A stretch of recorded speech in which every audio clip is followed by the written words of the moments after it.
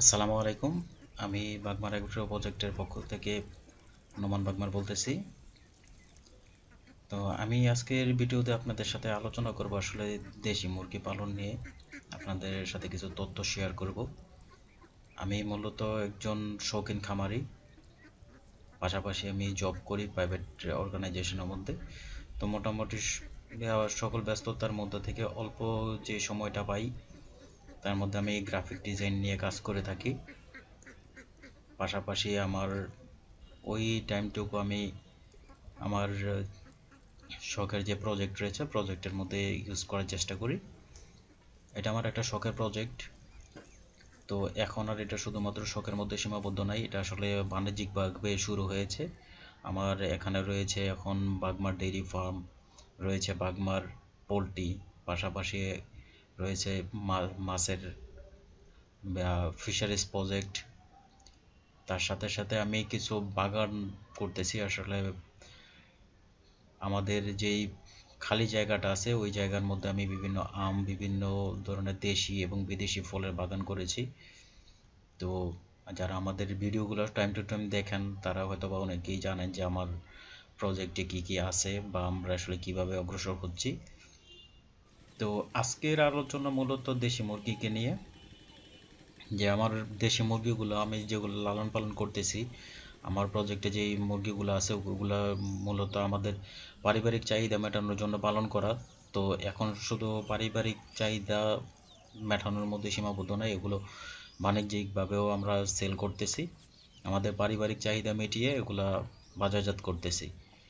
তো আপনারা চাইলে আপনাদের নিজেদের যেই জায়গা আছে, পতিত জায়গা আছে বা বাড়িতে যদি অল্প জায়গা থাকে ওইখানে আপনারা নিজেরা নিজেদের মতো করে শৌখিনভাবে লালন পালন করতে পারেন, নিজেদের ফ্যামিলির চাহিদা পূরণ করার জন্য পালন করতে পারেন। পাশাপাশি আপনার যদি কেউ বাণিজ্যিকভাবে করতে চান তাও করতে পারেন।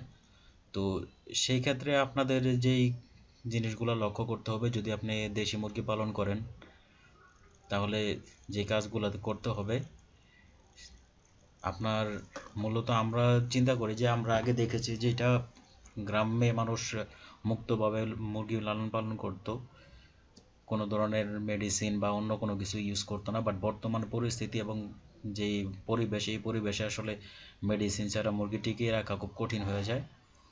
তো আপনি যদি কেউ বাণিজ্যিকভাবে পালন করতে চান তাহলে আপনার যে কাজটা করতে হবে, আপনার প্রথমেই আমাদের যে প্রত্যেকটা এলাকাতে আপনার পশু অধিদপ্তরের অফিস রয়েছে, ওখান থেকে আপনারা ট্রেনিং নিতে পারেন, যুব উন্নয়নের প্রশিক্ষণ নিতে পারেন।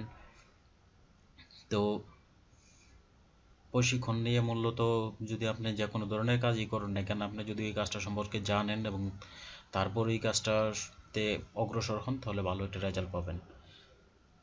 যেহেতু আপনার বাণিজ্যিকভাবে যদি আপনি দেশি মুরগি পালন করতে চান তাহলে তার জন্য যেই ব্যাপারগুলো জড়িত থাকে, মুরগির ব্যবস্থাপনা, পরিচর্যা, মানে ম্যানেজমেন্ট, এক কথা ম্যানেজমেন্ট একটা গুরুত্বপূর্ণ পার্ট।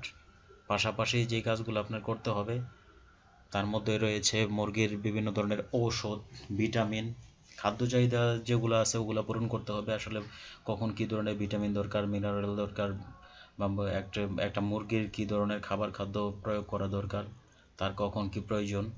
পাশাপাশি আরও যে ব্যাপারগুলো থাকে ওগুলো হলো ভ্যাকসিনেশন।